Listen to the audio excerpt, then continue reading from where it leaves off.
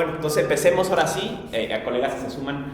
La dinámica de esta clase es esta, ¿no? Que grabamos intentamos grabar la exposición para que quede documentada y siempre dejo un espacio al principio y al final por si quieren comentar fuera de la grabación, y si en cualquier momento quieren comentar algo, lo pueden hacer, nada más pues, que trabajo, ¿no?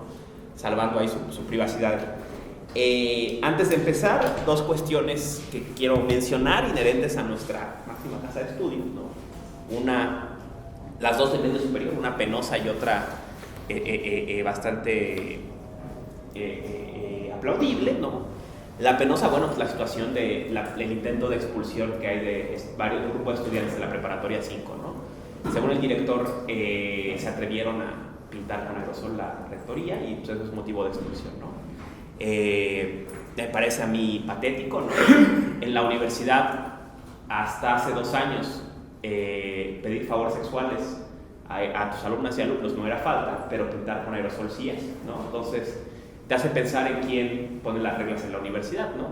A alguien a quien le gusta abusar de sus alumnos, pero no le gusta que se lo digan en las paredes, ¿no? Entonces, pues bueno, es algo bien cuestionable, ¿no? Decía un exdirector de la facultad, ¿no? O sea, decía, bueno, no va a haber sanciones para ustedes, decía, colegas, pues aquí no se sanciona a nadie, ¿no? Pero parece que sí se sanciona, quizá los estudiantes del medio superior, ¿no? Entonces, pues yo al menos repudio y me parece necesario denunciar pues este intento de expulsión de nuestros compañeros de la preparatoria 5, ¿no? Estudiantes. Y por otro lado, bueno, en un sentido aplaudible, hoy se fue hoy los trabajadores tomaron el CCH a Azcapotzalco, ¿no? Exigiendo pues, los pagos que nos han retenido a varios trabajadores de la universidad, tanto administrativos como docentes, pero sobre todo a los administrativos, ¿no? Se les retienen los pagos extra que son pues, para ellos básicos a conveniencia de la patronal, ¿no? Y pues ya todos están en la misma situación, pero pues unos se armaron de valor y hicieron algo, ¿no? Y pues un abrazo solidario desde este espacio a las compañeras y compañeros de CCH Azcapotzalco, ¿no? En fin, entrando a temas, ¿no? Regresando, porque es importante regresar a la cuestión de Lyotard, ¿no? Este curso está enfocado en el concepto de posmodernidad. ¿Qué entender por posmodernidad? Partíamos de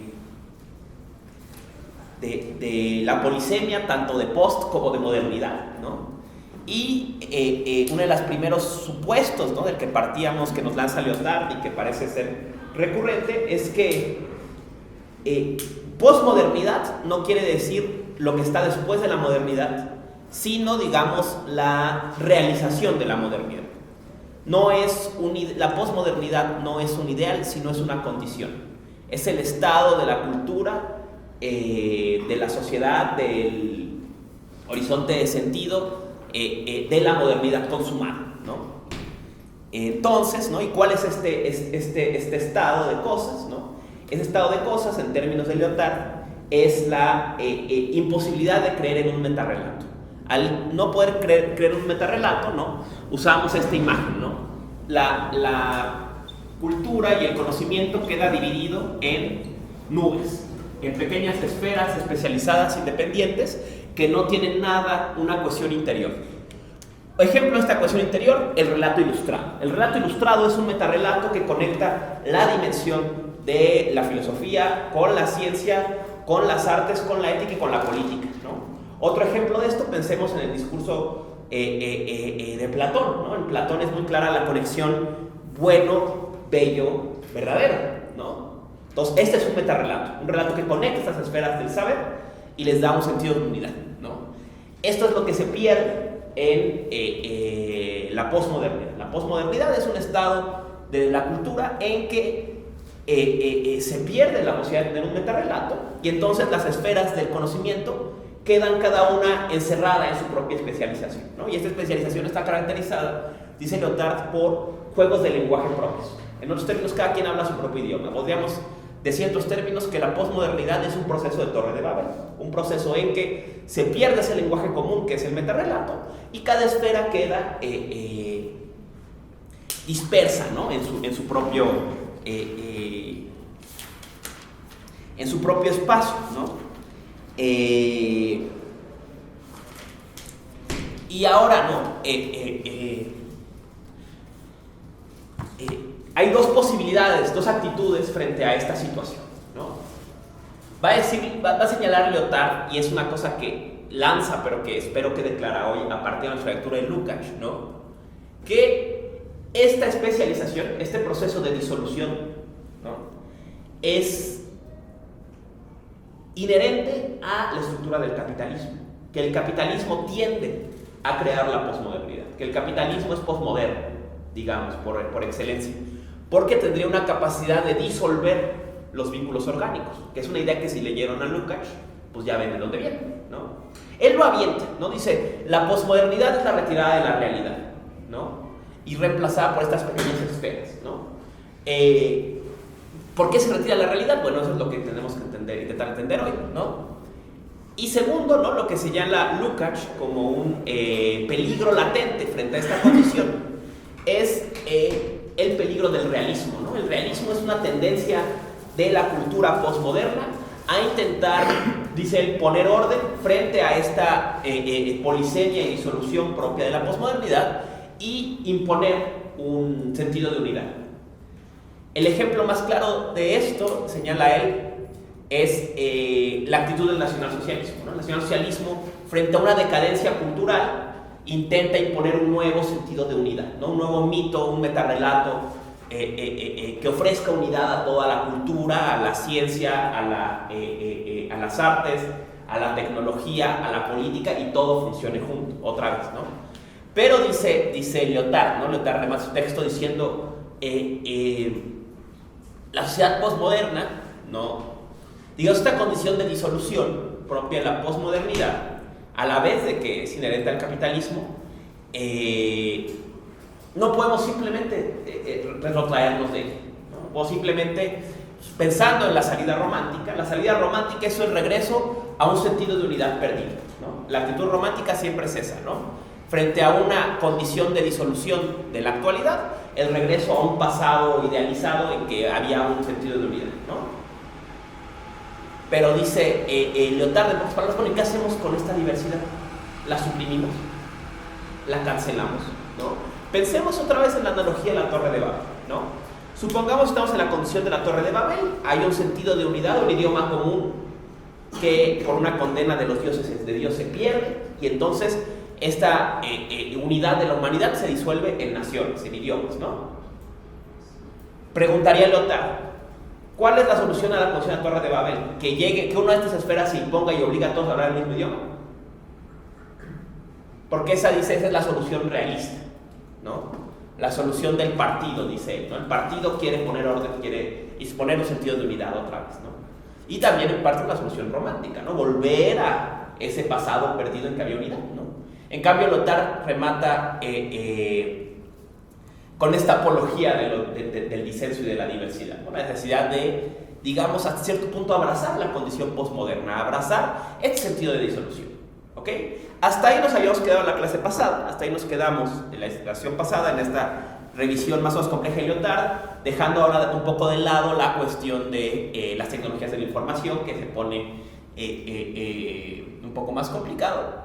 Pero me parece, ¿no?, que lo que nos ofrece Lukács en este ensayo sobre la cosificación es una explicación de dónde viene esta disolución, ¿no?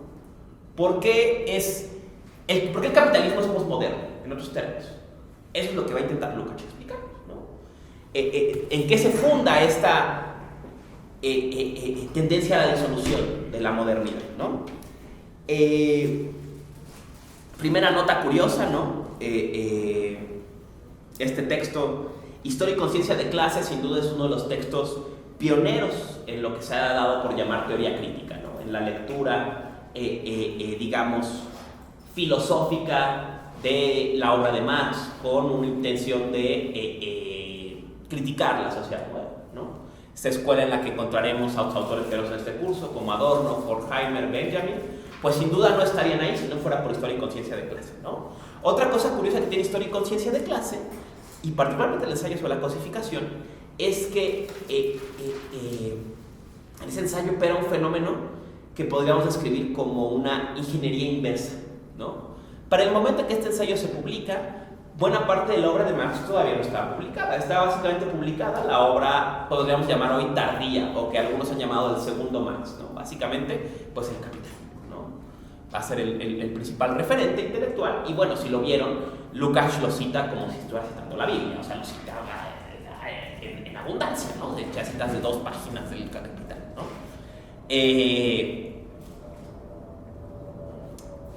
Entonces, lo que intenta Lukács es, digamos, en general histórico de clase, encontrar el trasfondo filosófico de la posición de Marx, ¿no? O sea, bueno, ¿qué es? Porque es, de hecho, el nombre de los primeros ensayos históricos de clase es, bueno, ¿qué es el materialismo dialéctico? O sea, ¿qué significa este método filosófico o esta forma de hacer filosofía? ¿De qué se trata? ¿Y qué aporta Marx como filósofo? ¿No? Para hacer esto, ¿no? Él intenta extraer, digamos, lo filosófico del pensamiento de Marx, de esta obra tardía. Lo curioso es que al hacer eso, lo que está haciendo es hacerle ingeniería a la inversa al Capital y extraer del Capital lo que hoy sabemos que es la obra temprana de Marx. Y esto es muy claro en el ensayo de la cosificación. El concepto de cosificación, para quien guste de la obra de Marx o la conozca, es análogo, o es básicamente el mismo, al concepto de enajenación de Marx que aparece en los manuscritos. La diferencia es que Lukács no sabía. Para cuando Lukács escribe este texto, los manuscritos siguen inéditos.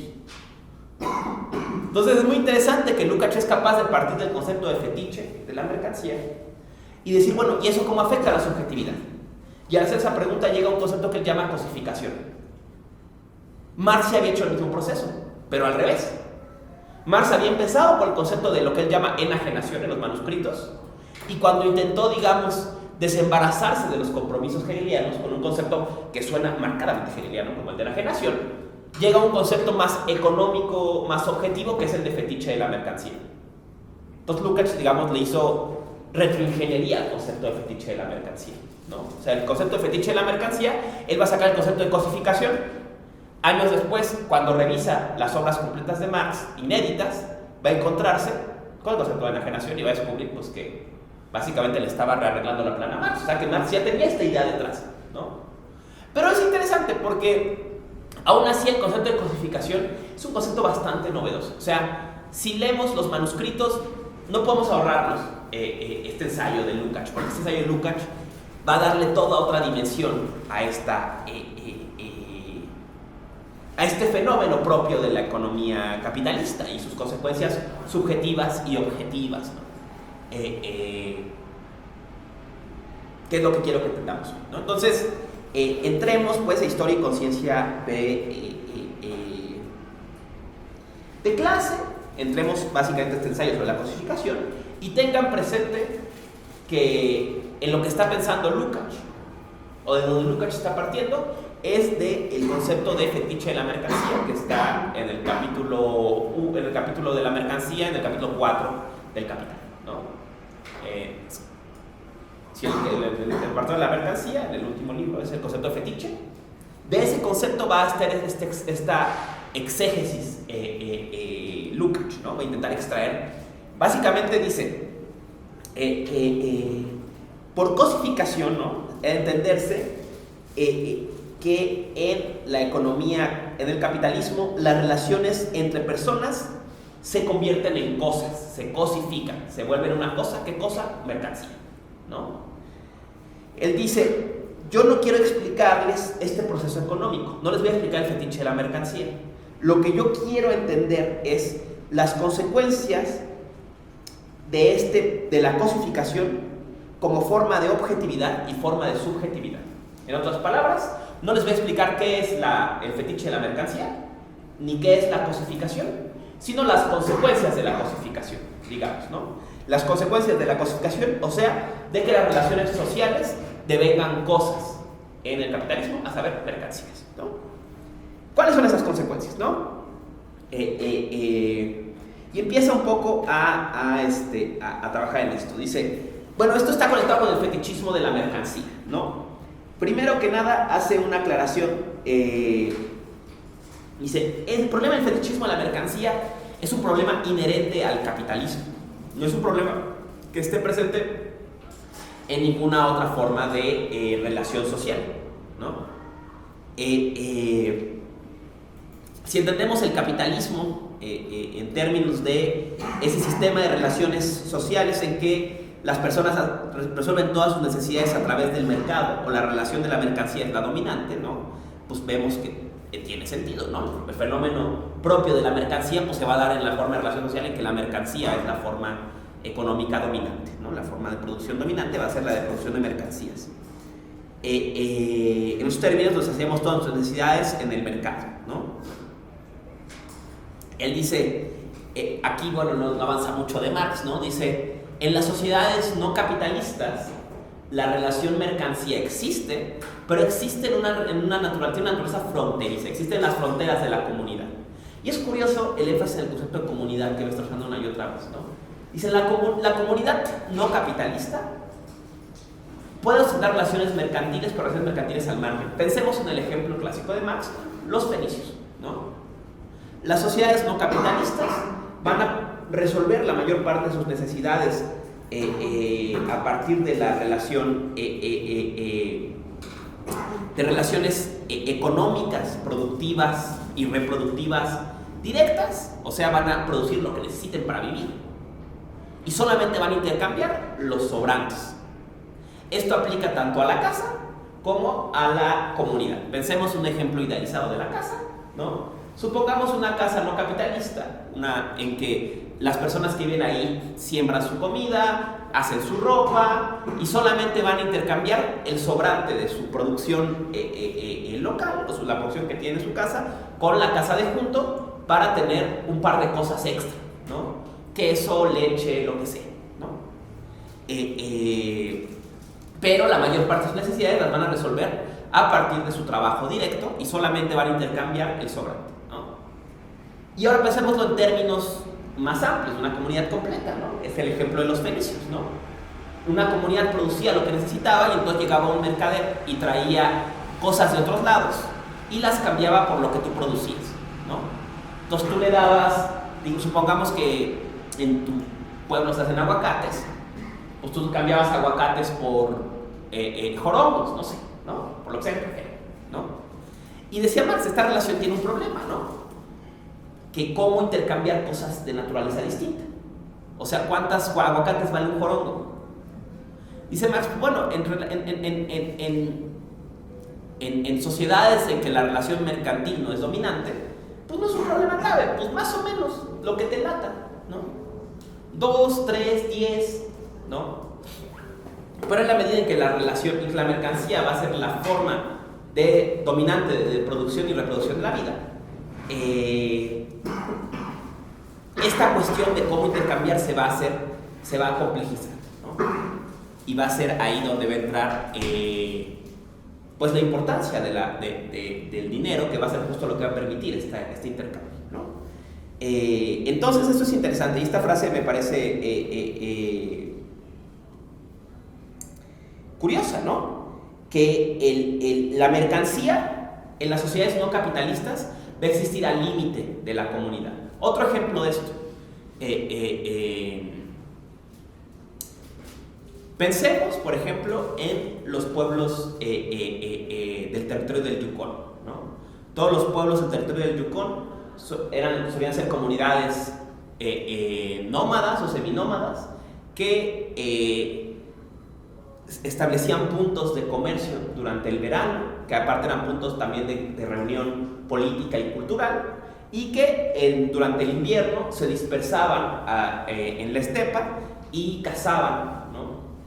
Y una vez vuelto el verano regresaban a vender sus pieles, a vender el oro, lo que sea que encontraban, y entonces la mayor parte de la producción de la vida se daba a partir del el trabajo directamente, ¿no? Digamos, lo que cazabas, lo que recolectabas, etcétera, lo que pescabas, y el comercio era solamente una cosa que se daba un par de veces al año. Y entonces tú llegabas y vendías unas pieles, te daban dinero, con ese dinero comprabas una escopeta, comprabas madera para hacer tu choza, comprabas materiales para hacer tu ropa, y ya se acababa el intercambio económico cuando terminaba el verano y volvías a tu vida nómada o seminómada, ¿no? Entonces, la relación mercancía, decía él, se queda al margen de la sociedad. ¿Por qué? ¿Por qué la comunidad, aquí forzando a Lukács, vamos a empezar a forzar a Lukács, ¿por qué la comunidad tiende a expulsar la relación mercancía, a dejar la mercancía en la frontera, que no entra el pueblo? ¿Por qué a la frontera no se le deja entrar a la comunidad? Porque ¿por qué la mercancía se pretende entrar a la comunidad? ¿Por qué la mercancía se le mantiene en el margen de la comunidad en estas relaciones no capitalistas? Dice Lukács, porque la mercancía tiene un carácter disolutorio. Lo que hace la mercancía, la relación mercancía, cuando entra a la comunidad, es disolverla. Si se dan cuenta, aquí reencontramos, ¿recuerdan la frase que les mencionaba en la escuela de Kioto al empezar el curso? Decían, empezar la escuela de Kioto, ¿no? Durante la guerra, la modernidad es como un ácido. La modernidad tiene una naturaleza ácida, una naturaleza de disolver la unidad orgánica de la comunidad y descomponer en sectores, en esferas cada vez más especializadas, ¿no? La modernidad, diría Lyotard, en su forma plena, con su forma postmoderna, tiene una condición ácida, una condición de disolver los metarrelatos y solamente dejar estas pequeñas nubes especializadas, ¿no? De esferas independientes. Ahora reencontramos esta condición, pero en la mercancía. La mercancía tiene una condición disolutoria, disuelve la comunidad. Si ustedes leyeron ya, y que lo leímos el mes pasado, entonces miren, quien se quedó en el curso debe haberlo leído, el texto de la enajenación de los manuscritos de Marx, sabe por qué la mercancía va a disolver la comunidad, ¿no? Marx va a tener su versión, y aquí Lukács lo va a hacer a la inversa un poco, ¿no? O sea, porque la enajenación lleva a que se disuelvan las relaciones del ser humano con su trabajo, con el producto de su trabajo, pero también con la naturaleza y con los otros, ¿no?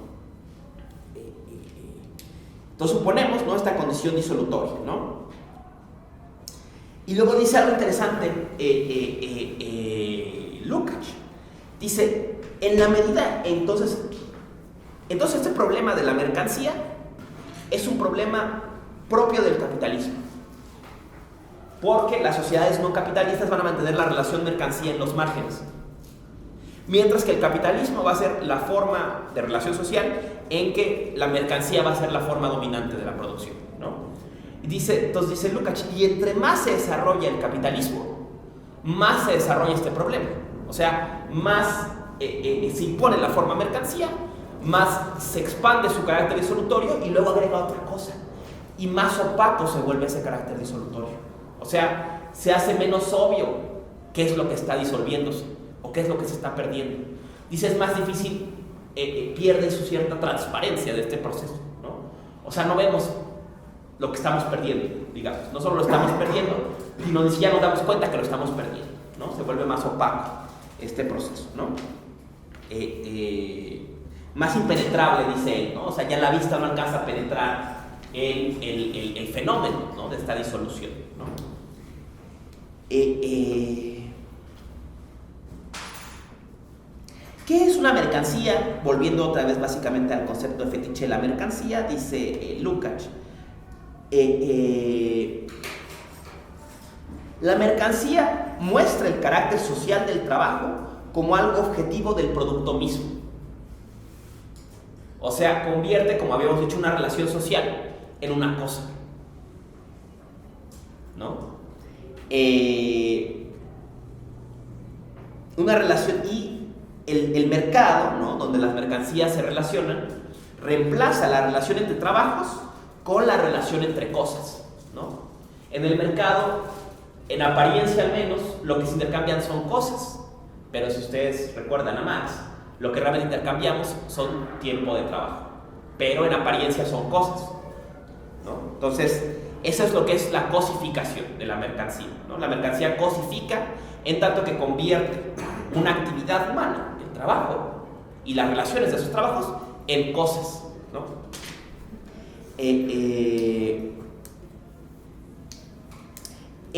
Con la mercancía, pues, con este proceso de cosificación de la mercancía, el hombre se enfrenta a su actividad como algo independiente, que le domina con sus propias leyes y que le es externo, ¿no? Otra vez relean, ¿no? O traigan a su mente al menos el ensayo de la enajenación de los manuscritos y van a ver lo parecidas que son las palabras aquí, ¿no? El trabajador, la cosificación en Lucas, la enajenación en Marx, significa que tu propio trabajo se te muestra como algo separado de ti, queda cristalizado en esa cosa que se llama mercancía y ya es independiente de ti. Y no solo eso, sino que su propia legalidad te violenta. ¿Por qué? Porque te obliga a trabajar más, a regresar a trabajar, ¿no? Tú creas esto y tu propia creación se revela en tu contra, ¿no? Aquí vendríamos un proceso de Frankenstein, ¿no? Un proceso en que tu producto se te devuelve como algo ajeno, ¿no? Que te violenta, que te fuerza, ¿no? A producir. Tengan presente este tema de la legalidad externa porque va a ser crucial adelante, ¿no? Y ahora se pregunta Lukács, ¿no? Hasta aquí no hemos avanzado mucho más de Marx, ¿no? Hasta aquí estamos releyendo el Capital y aquí empieza lo novedoso de Lukács, ¿no?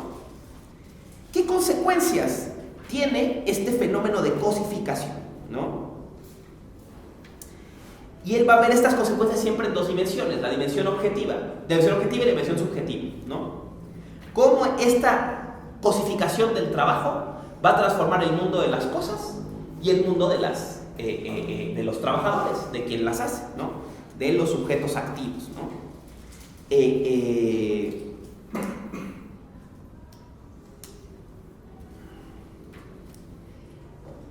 Dice, objetivamente lo que hace cuando nace la mercancía va a crear un nuevo mundo de cosas que tienen su propia ley, las leyes del mercado, ¿no? Ellas tienen su propia legalidad. Y si bien nosotros hacemos las mercancías, ellas nos contestan imponiéndonos su ley, ¿no? Las leyes del mercado, que parecen autónomas y contrapuestas a nosotros y además insuperables, ¿no? Y del lado subjetivo, ¿no? Hace que la actividad humana, la actividad del ser humano, se le pierda. Su trabajo, que es algo propio, se convierte en un objeto, ¿no? En un objeto que queda cristalizado en la cosa, ¿no? Vamos a ver ahora esto qué implica.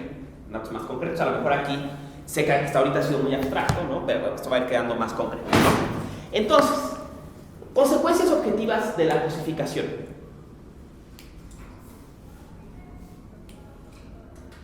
Primera consecuencia objetiva de la cosificación. La mercancía y la cosa no son lo mismo. ¿Qué estamos siguiendo aquí en términos de Marx? Valor de uso y valor. La mercancía y la cosa no son lo mismo. Por ejemplo, este plumón. Este plumón es una cosa. ¿Cuánto cuesta este plumón? Calculen ustedes, ¿qué les da de que cueste? 50 pesos, supongamos. Díganme otra cosa, cuesta 50 pesos. Supongamos que este borrador cuesta 50 pesos. Esta botella cuesta 50 pesos. No, esto me lo en la chuchera, pero ¿cuánto cuesta 50 pesos? Decía el viejo Marx, ¿en qué se parecen estas dos cosas? ¿Cómo podríamos cambiar una por otra? No se parecen en nada. Como cosas, son completamente diferentes. Entonces, ¿qué lenguaje común podrían hablar? Dice Marx, si se puede intercambiar, es porque tienen que traducirse un lenguaje común. Hay un lenguaje en que las mercancías hablan. ¿Cuál es ese lenguaje? Dinero. El dinero, 50 pesos. Las dos cuestan 50 pesos. Pero entonces, dice Marx, y rescata Lukács esta consecuencia, para que las cosas devengan mercancía, tienen que perder su singularidad. Tienen que convertirse en cantidades de dinero. ¿Y qué es una cantidad de dinero, en última instancia? Una cantidad de trabajo abstracto, ¿no? 50 pesos es X cantidad de trabajo que contiene este plumón. La misma cantidad de trabajo que contiene esta botella. Perfecto, se puede intercambiar. De trabajo abstracto, diría Marx. Entonces, cuando las cosas se convierten en mercancías, dejan de ser cosas. pierden su singularidad. Este es un problema interesante porque va a ser un problema que va a atravesar desde muchos lados la ontología del siglo XX y XXI. ¿Y cuál es este? La búsqueda de la cosa. Recordarán desde el lado de la hermenéutica, ¿no? el famoso ensayo de Heidegger, Das Ding, la cosa, de que ofrece artículos, en el que dice Heidegger, dice, hemos llegado a la luna y hemos hecho 1000 cosas y tengo delante de mí esta jarra y no sé qué es. ¿Qué es la cosa? Yo puedo escribir objetos abstractos generales, pero ¿y esta cosa, esta jarra qué es? Se escapa de mí. Eso es lo que pasa con la relación valor de uso-valor, ¿no? Cuando la cosa deviene mercancía, para volverse mercancía tiene que volverse intercambiable, tiene que traducirse al idioma de las mercancías, que es el dinero.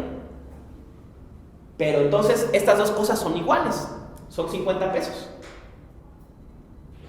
Pero que se convierten en 50 pesos, pues dejan de ser botella y dejan de ser plumón. Entonces, lo que pasa cuando se impone la cosificación de la mercancía es que la coseidad primitiva de las cosas se pierde. En otros términos, en términos de Lukács, en términos de Lyotard, se retira la realidad, ¿no? Queda un mundo de cantidades, un mundo de 50, 100, 200 pesos, ¿no? Pero ya no de cosas, ¿no? Todas las cosas se convierten en la misma cosa, cantidades de trabajo, ¿no? Entonces hay esta retirada del mundo de las cosas, ¿no? Y a lo mejor desde ahí, hablábamos de Jameson también la clase pasada y de otros conceptos de posmodernidad, entendemos este intento que hace el arte posmoderno por presentar las cosas cotidianas como cosas. Recordemos pues la obra de Andy Warhol, ¿no? Supongamos la Brillo Box, las botas de polvo de estrella, todas estas piezas de arte posmoderno que intentan sacar la mercancía y ponerla en el museo. Y diría el viejo Heidegger, que le odiaría que yo usara este ejemplo de él, al hacer eso estás dejando que la Brillo Box por primera vez descanse como cosa, o la lata de Campbell's. Todos tenemos latas de Campbell's en nuestra casa, pero solo cuando está en el museo se le deja descansar en su coseidad. En otros términos, ¿cuánto vale la Brillo Box de Warhol? No sé, millones seguro, ¿no? Si todavía existe. ¿Cuál es la diferencia entre esa y la que está en el súper? De la caja de jamón. Que esta es una cosa, que esta se le deja descansar, que esta es esta, se le deja descansar en su singularidad. La otra, tú vas al súper y agarras la caja de jabón que sea, porque es una mercancía, es una cantidad de trabajo, ha perdido su cosidad, ¿no? Vamos a ver este ejemplo adelante, porque es parte del plan del curso, pero sobre estas ideas, por ejemplo, construyó mucho Benjamin, ¿no? Y Benjamin va a hablar de imágenes, ¿no? de arquetipos, ¿no? Que se enfrentan a esta retirada de la realidad propia del capitalismo, a esta retirada de la cosidad de las cosas propia del capitalismo, propia de la posmodernidad, ¿no? Y él va a usar el ejemplo del coleccionista, ¿no? El coleccionista es el paradigma del enemigo de la cosificación. ¿Por qué? Porque lo que el coleccionista quiere, está pensando Benjamin en los pasajes de París, ¿no? Supongamos entonces al chacharero, ¿no? Ustedes piensen en la cháchara del salado, en cualquier cháchara que les guste, ¿no? Entonces vas y están en una lona un montón de muñequitos, ¿no? Que uno vale 10, 20 pesos, 30 pesos, ¿no? Cuando llega el coleccionista, va a ver toda esta colección de basura y va a haber uno que va a ser parte de su colección. Entonces, ¿qué hace? Lo compra y se lo lleva a su casa, ¿no? Y le preguntan a su coleccionista, oye, ¿cuánto vale tu colección? Y normalmente los coleccionistas contestan, no sé, no importa, porque nunca la voy a vender. Dice Benjamin, lo que el coleccionista desea es rescatar el valor de uso de las cosas, ¿no? Para el coleccionista, la pieza que compra no es lo mismo que para el broker, para el que compra y vende. O por ejemplo, ahora que está este rollo de que compras una parte de un coleccionable y lo usas para especular, ¿no? Una idea medio rara de que, por ejemplo, está no sé, balón de básquetbol que usó Jordan para lo que sea. Entonces tú compras acciones en ese balón y cuando se venda te pagan. Dice, ese no es un coleccionista, ¿no? El coleccionista lo que quiere es esta pieza, no porque valga mucho, sino porque yo tuve este juguete cuando era niño o no lo tuve y entonces siempre lo quise y lo que yo quiero es sacarlo de este mundo en que es basura, en que está fluyendo y resguardarlo en mi casa. Aquí es cosa, aquí no es mercancía, ¿no? Y eso es esta imagen, Benjamin, del coleccionista como el rebelde contra este proceso. Sí, por favor. Sí, pero en ese fenómeno del coleccionista también como el objeto se transforma en algo más, ¿no? Porque lo tienen como guardado en un lugar X, no lo puedes sacar de la caja porque pierde su valor. Entonces, supongo que llamaría. Digamos, pensando, digamos, estamos usando obviamente una imagen, no es una exageración, ¿no? Pensemos en este coleccionista que rescata, ¿no? Esta cosa del mercado y la guarda en su casa para siempre, ¿no?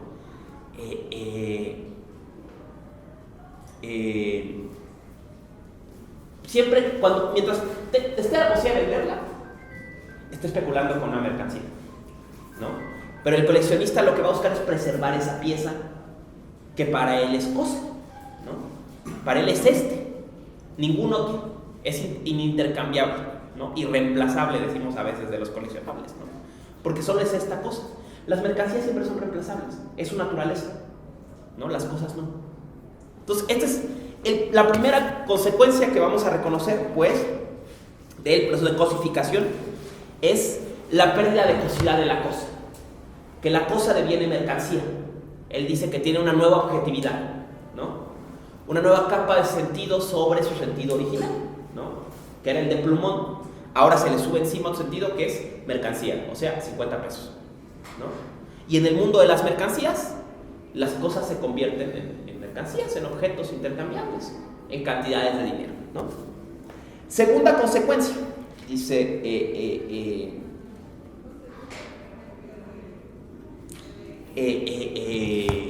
Lukács, ¿no? Lo mismo pasa con el trabajo del trabajador. El trabajo que se mide, según Marx, para medir el valor de una mercancía, no es el trabajo, no es lo que se tardó Panchito en hacerlo, es lo que él llama trabajo abstracto. Entonces, tú dejas de ser este trabajador y te conviertes en un portador de una cantidad de trabajo abstracto. Entonces también tú pierdes tu identidad. Vamos a ver adelante este ejemplo, solo se los adelanto porque creo que lo ilustra muy bien esto que dice Lukács. Dice él mismo, ¿no? Esto se ve en el trabajo capitalista. Toda personalidad en el trabajo es vista como error. Lo que sea que tú hagas de único en tu trabajo es hacerlo mal, ¿no? O sea, supón por ejemplo que eres un artesano. Cada artesano tiene un toque en su pieza, ¿no? Pero si estás en la fábrica de platos y quieres ponerle un toque al plato, lo echas a perder, porque todos tienen que salir iguales, ¿no? Entonces esta singularidad de tu trabajo se convierte en un error.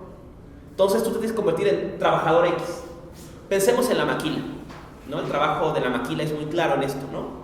Tú puedes ser una maquila que hoy hace cajas y mañana hace pasteles, porque tu trabajo pierde toda singularidad. Tú eres trabajador X y puedes hoy meterte a trabajar a Bimbo y mañana cruzas la calle y te metes a trabajar a aceite de carro. Es lo mismo, ¿no? Yo, por ejemplo, vivo en Tláhuac, ¿no? En Tláhuac está la CISA, que es una industria muy importante allá. Antes hacía cientos de carros y ahora creo que hace comida. Porque el trabajo pierde toda singularidad, ¿no? O sea, un taller de carros, pensemos un taller de carros como un ejemplo de estas formas de trabajo marginales dentro de la economía, o sea, que no están plenamente insertos en la dinámica capitalista, no puede convertirse en un restaurante, ¿no? O sea, el trabajo es completamente distinto, ¿no? Porque es un trabajo muy especializado, ¿no? Pero la maquila puede convertirse de un material a otro con cambiar de máquinas. El trabajador nada más pícale al botón, ahora pícale al otro botón, ¿no? Y es el mismo trabajo, Entonces el trabajador también pierde su identidad, ¿no? La cosa pierde su cosidad y el trabajador pierde su identidad. Y viene finalmente el resumen de este proceso, queda resumido por esta frase: el efecto fundamental de la cosificación es una transición de la calidad a la cantidad. Ese es el problema de la cosificación. La cosificación va a convertir el mundo no capitalista o precapitalista de cantidades, de calidades, o sea, de cosas, en un mundo de cantidades, o sea, de números. Todo va a ser una cantidad de trabajo andante, o una cantidad de dinero andante, como lo quieran ver, ¿no? Y al hacer eso, podríamos decir, ¿no?, en términos heideggerianos, vivimos en un mundo en que ya no hay cosas. Heidegger, otra vez en el ensayo de la cosa, lanzaba esta provocación. Decía él: todo el mundo se impresionó cuando cayó la bomba atómica, pero no sabían que lo peor había pasado ya, que ya no quedaba una sola cosa por destruir, porque ya no había cosas, ya solo había cantidades de trabajo, ¿no? Esa es la idea, ¿no? Lo que yo les daba otro ejemplo concreto de esta experiencia, ¿no? Lo que pasa en la defensa del territorio. Cuando tú conviertes el río en un recurso, ya está perdido, ¿no? Ya nada más es cuestión de tiempo o de gastar bien ese recurso, ¿no? Porque ya lo reduciste a cantidades, ¿no? Entonces, este es el resultado, ¿no?, de la cosificación. La consecuencia número de la cosificación es que el mundo de calidad se convierte en un mundo de cantidad. Entonces, diríamos, el mundo capitalista es un mundo cuantitativo, plenamente cuantitativo, en que de haber muchas cosas, de ser un mundo multidiverso de 1000 cosas, ahora solamente hay un tipo de cosas, que cantidades de trabajo abstracto. Es lo único que hay, lo único que existe, ¿no? Y todo lo que hay es una cantidad de trabajo abstracto, más o menos, pero solamente habría un tipo de cosas, ¿no? Pensemos en estos escenarios apocalípticos, ¿no?, de esta idea de los nanorobots que se reproducen a convertir una masa gris todo. Ya pasó eso, se llamó capitalismo, ¿no?, que convirtió todo en esta masa amorfa gris que se llama trabajo abstracto, ¿no? Todo. Y nosotros somos portadores de trabajo abstracto, estas cosas tienen trabajo abstracto, ¿no? Y todo es eso, y por eso se puede comunicar, ¿no? Por eso se crea este mundo de mercancías, ¿no?, porque todo es una cantidad de trabajo abstracto, ¿no? Entonces, esto es lo fundamental que tienen que entender. Creo que aquí es donde llega el punto de Lukács, ¿no? La consecuencia de la cosificación es la pérdida de la calidad, la pérdida de la cosidad de las cosas, de la identidad de los trabajadores y su transformación en cantidades, en números. No es casual que vimos en la época de los números, ¿no?, que todo se mide en resultados en numéricos, ¿no? Y toda calidad pues ha quedado destruida, ¿no? A esto es a lo que Lyotard llamaba la retirada de la realidad, ¿no? Es en esto en que se basa el concepto de Baudrillard del que hablamos antes del simulacro, la pérdida del significado. Ya solo queda significante, quedan símbolos que son ellos, que no simbolizan nada, porque ya la realidad se disolvió detrás de ellos, ¿no?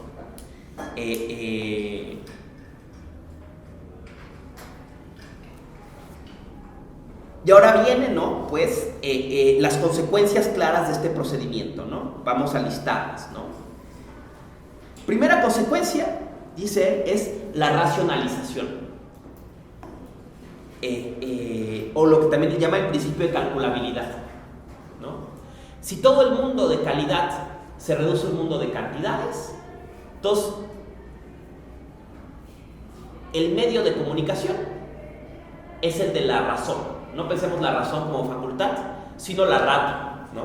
Tanto de esto por tanto de esto. O el principio de calculabilidad, ¿no? Si todo es un número, entonces todo está comunicado. Si tú eres 10, esto es 5, tienes 2 de estos, es 1 de estos. Son esas razones a las que se podemos entender aquí, ¿no? Entonces vivimos en un mundo racional, no porque lo gobierne la razón, sino porque lo gobierna esta ratio, ¿no?, estas cantidades, ¿no?, este principio de calculabilidad, ¿no? Y es muy importante porque Lukács supone que esto que pasa en la relación capitalista se va a extender a la sociedad capitalista en todas sus dimensiones. Entonces seríamos una sociedad de cantidades en todos sus aspectos, más, menos, ¿no? De resultados, de números, ¿no?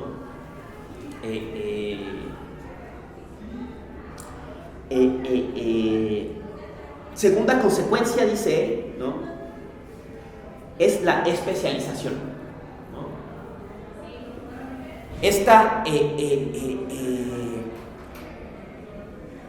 La mercancía, decíamos, no tiene un efecto disolutorio en la comunidad.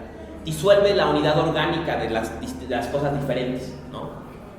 Y las convierte, pues, en estas cantidades, ¿no? Y estas cantidades van a ser calculadas y administradas en pequeños sectores, ¿no? Pensemos, primer ejemplo, contrasten la casa precapitalista o la granja precapitalista con las fábricas capitalistas, ¿no? En la granja precapitalista tú tenías que producir tu proteína, producir tu comida, producir tu ropa, hacer tu casa, todo, y quizás intercambiar en los márgenes. Mientras que en la sociedad capitalista hay la zona de zapatos que producen zapatos, la zona que produce carne, la zona que produce esto, la zona que produce esto, ¿no? Y hay esta especialización o sectorialización de la producción, ¿no? Y ahora va a decir Lukács, les adelanto un poco, esto mismo fenómeno se va a repetir en todas las dimensiones de la cultura, ¿no? Por eso la especialización en la ciencia, la especialización en las artes, la especialización en la cultura, ¿no? Porque esa tendencia a dividir este mundo de cantidades en pequeñas esferas de cálculo, ¿no? Y claro, ¿no? Como ya veíamos con Lyotard, estas esferas se comunican en números, en lo que va a llamar en una posibilidad de computabilidad, ¿no? Tanto de esto por tanto de esto, ¿no? Que les permite comunicarse, ¿no? Siguiente consecuencia, ya la vimos un poco, que es la descomposición del objeto, ¿no? Que el objeto, la cosa, se descompone en valor de uso, ¿no? Pierde su singularidad, ¿no? Pierde sus cualidades, ¿no? Siguiente consecuencia, ¿no? Dice él, la individualidad del trabajador deviene error, deviene problema. Les voy a dar un ejemplo de... apenas volví a ver Breaking Bad, y en Breaking Bad hay un buen ejemplo de esto. ¿Cuál es? ¿No? Si ya la han visto, no les spoileo demasiado, nada más esto pasa al principio de la serie, ¿no? Jesse, que es el que hace metanfetaminas, hace una cosa singular, que es que las hace con chile. Se pone chile piquín al polvo de la metanfetamina. Es su sello, dice él, ¿no? Y el otro dice, no hay que hacerlo con tu sello, hay que hacerlo bien, ¿no?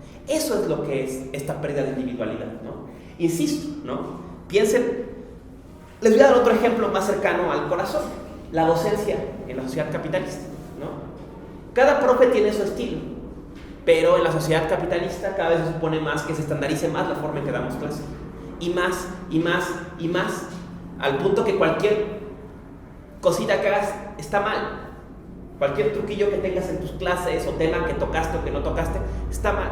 Porque tienes que seguir el programa, la forma en que se da la clase, ¿no? Contrasten la forma en que damos clases en la UNAM. ¿Qué les doy yo? Lo que se me da la gana. Lo que yo creo que se necesitan saber de metafísica y ontología.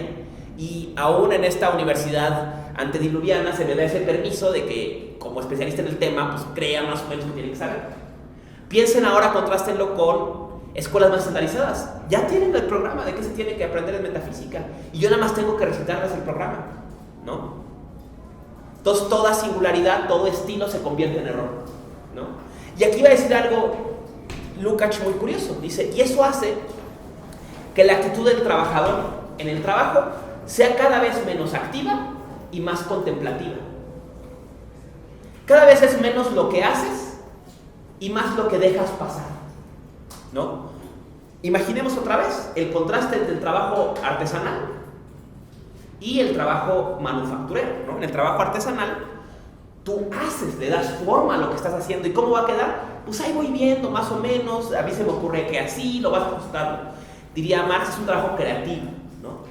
en que tu creatividad, la actividad tiene toda esta dimensión creativa, ¿no? El trabajo manufacturero es un trabajo en que básicamente ves que pase, ¿no? Imaginen, por ejemplo, ¿no?, en la planta, el que se encarga de inspeccionar. No hace nada, solo ve que pasa, solo ve que se haga, ¿no? Está la máquina y tú no estás así, viendo que todos salgan bien, ¿no? O supón que haces algo, le pones un punto de pintura a la máquina. Realmente ese es el borde de la actividad, en que básicamente solo estás viendo tu mano hacerlo. No estás pensando siquiera en lo que haces, ¿no? Entonces, eso es, insisto, toda individualidad, ¿no?, se convierte en error, ¿no? Y la actitud del trabajador va siendo cada vez más contemplativa, ¿no? Cada vez es menos lo que haces, insisto, y más lo que dejas que pase, que acontezca a través de ti, ¿no? Y otra vez, volviendo al ejemplo de la docencia, ¿no? Lo que esta educación estandarizada quiere es que mañana yo nada más vigile que ustedes sigan el programa, ¿no? El profesor ideal es el profesor que nada más checa que estén cumpliendo, estén entregando las tareas, llenando los formularios, respondiendo los quizzes que se califican solos, ¿no? Entonces, pues en realidad yo solamente soy un vigilante, diría Heidegger, un interventor, ¿no?, en el proceso. Nada más veo que pase de aquí a acá, ¿no? Nada más les paso el formulario y se lo subo a su página y ustedes lo llenan, ¿no? O sea, ese es el ideal del trabajo capitalista, ¿no? Viene otro, en este pido que presten mucha atención, porque va a ser una cita de Marx, del Capital, que va a rescatar aquí Lukács y que va a tener una implicación importante. Y tiene que ver con la relación con el tiempo, ¿no? La relación con el tiempo se va a transformar. Porque, ¿en qué se mide el trabajo? En tiempo, exacto, en jornadas laborales, ¿no? Dice, el tiempo se vuelve el metro del trabajador, ¿no? La jornada laboral se mide con el reloj checador, ¿no? Y el reloj checador siempre tiene un supuesto no solo de vigilancia de la cantidad de trabajo, sino de exigencia de mayor rendimiento, ¿no?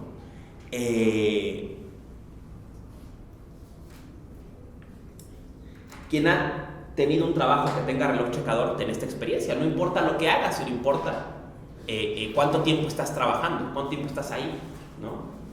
Y es la forma de reducir el trabajo a cantidades. ¿Cantidades de qué? Pues de tiempo trabajando, ¿no? De tiempo abstracto de trabajo, ¿no? Entonces, esta reducción de la temporalidad. Pero, dice, esto tiene una consecuencia en el tiempo mismo, y es y este es un ejemplo también, una frase que luego va a rescatar Benjamin, que veremos en las tesis de filosofía de la historia. Dice, el tiempo de la fábrica es el tiempo del reloj, el tiempo del reloj checador.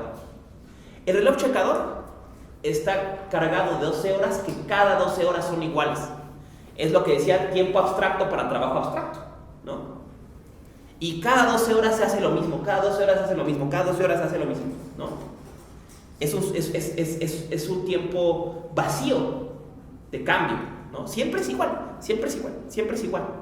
Y Benjamin contrasta, él dice, contra el tiempo del reloj del capitalismo, nosotros apostamos por una forma de tiempo de calendario, ¿no?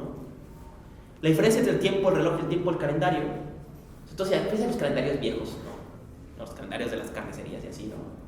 Cada día tiene un santo, cada día es diferente, ¿no? Siempre puede pasar algo distinto, mientras que el tiempo de la fábrica siempre es igual. Cada 12 horas es un ciclo de 12 horas que siempre se repite igual, ¿no?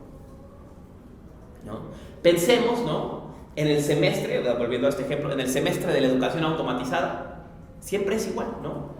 Y de la semana 1 se ve esto, la semana 2 se ve esto, la semana 3 se ve esto, la semana 4 evaluamos, la semana 5 entregamos calificaciones, la semana 6 empieza el segundo periodo, y así, ¿no? Y tú llegas a una escuela y te dan ya cómo tienes que dar las clases, ¿no? ¿Qué tienes que hacer cada día, ¿no? Y pensemos, ¿no?, en la bella espontaneidad que aún mantiene su facultad, de que cada jueves no sé qué va a pasar, ¿no? O sea, igual llego y está cerrada la facultad, igual llego y nadie llega a la clase, igual llego y he ido a 3 clases y no ha llegado la misma gente a ninguna de las 3 clases, ¿no? puede pasar lo que sea, ¿no? Y por ejemplo, el año pasado daba otra cosa y ahora doy esto, o sea, tengo todavía esa cierta flexibilidad de mi clase no es igual siempre, porque aún resiste un poco a esta naturaleza del trabajo capitalista, ¿no? Pero lo que quieren las clases capitalistas es que las clases estandarizadas del capitalismo es que siempre des lo mismo, ¿no? Y que todos demos lo mismo, ¿no? Además. Y entonces concluye Lukács, ¿no? Lo que genera esta estandarización del tiempo, dice, es que el tiempo se destemporalice y se convierte en una medida de espacio, ¿no? Esto puede sonar raro, salvo que tengan presente a Bergson, ¿no? Esta es una idea que tenía Bergson. Bergson, en el siglo XX, va a decir que uno de los grandes problemas del pensamiento científico en el siglo XX es que no tenía sentido de temporalidad, que tenía un sentido que cuando hablaba de tiempo en realidad estaba describiendo el espacio, o sea, un tiempo uniforme y abstracto. Él decía, no, el tiempo es la cualidad orgánica de los seres vivos. El tiempo tiene un carácter orgánico y el espacio muy inorgánico. Él decía, las cosas inorgánicas no tienen tiempo, porque no cambian. El tiempo es propio de los seres vivos, ¿no? O sea, en un sentido muy abstracto, claro, muy general, ¿no? Filos no tiene edad, como un objeto inorgánico, ¿no? Este edificio. Pero yo sí, ¿no? O sea, yo sí estoy cambiando todo el tiempo, ¿no? Yo como sentido orgánico me estoy arrogando y me estoy acercando a morir, ¿no? El árbol cambia, ¿no? La maceta no, o no al mismo ritmo, al menos, no al ritmo perceptible de la misma forma, ¿no? Entonces el tiempo es la característica de los seres vivos, ¿no? Dice Bergson. Pero el problema de la ciencia es que siempre que entiende el tiempo lo entiende de forma abstracta, como un espacio. Yo usaba un ejemplo muy divertido, decía, cuando describen el tiempo usan la analogía del río, ¿no? Ayer el río estaba en la montaña, hoy pasa por aquí y mañana llegará al mar. Y se está describiendo un espacio, ¿no? No está describiendo lugar 1, lugar 2, lugar 3. No está describiendo el flujo del río, ¿no? Que es el tiempo, ¿no? Es lo que no pueden describir, ¿no? Entonces, aquí reconoce Lukács un proceso análogo, ¿no? En que se pierde la temporalidad del tiempo, ¿no? Se crea un tiempo abstracto, ¿no? Ayer trabajaste 8 horas y hoy trabajarás 8 horas y mañana trabajarás 8 horas y si vienes dentro de 10 años trabajarás 8 horas otra vez, ¿no? Las mismas 8 horas. Las horas de trabajo, en otros términos, siempre son iguales, porque son tiempo abstracto, que mide un trabajo abstracto. E igual que el trabajador, que la individualidad del trabajador se pierde en la cosificación, también la singularidad del tiempo. Y si el tiempo no es singular, no es tiempo, es espacio, ¿no? Si el tiempo, ¿qué es lo que caracteriza el tiempo? La mutación, el cambio, ser diferente. Si siempre es igual, no es tiempo, es hoy muchas veces, ¿no? Eso querría decir, según Lukács, que desde que empezó el capitalismo no ha pasado tiempo, ¿no? Porque solamente está esta repetición de lo mismo, ¿no? De la misma jornada de 8 horas, la misma jornada de 8 horas, la misma jornada de 8 horas, ¿no? Siguiente consecuencia, ¿no? El desgarro de los vínculos orgánicos de la comunidad, ¿no? Volvemos al tema del que hablábamos, ¿no? La mercancía tiene un carácter disolutorio. Cuando la forma mercancía se pone al centro de la sociedad, cuando la forma mercancía es la forma fundamental de reproducción de la vida, los vínculos sociales se disuelven, los vínculos comunitarios se disuelven, desaparece la comunidad, ¿no? Dice, y entonces, ¿no?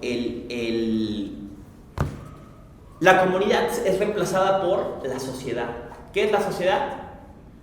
El lazo abstracto de individuos separados, ¿no? La comunidad es el koinón, lo común, ¿no? Lo que todos compartimos desde nuestras diferencias.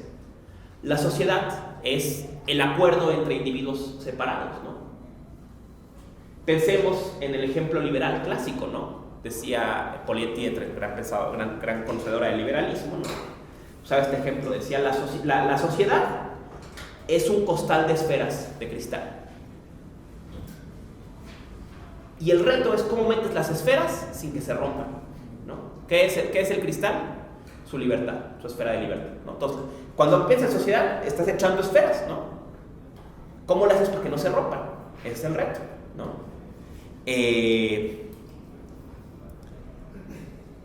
La comunidad no es esfera, la comunidad no es esfera de individuos, ¿no? Es más parecida a una pompa de jabón, ¿no?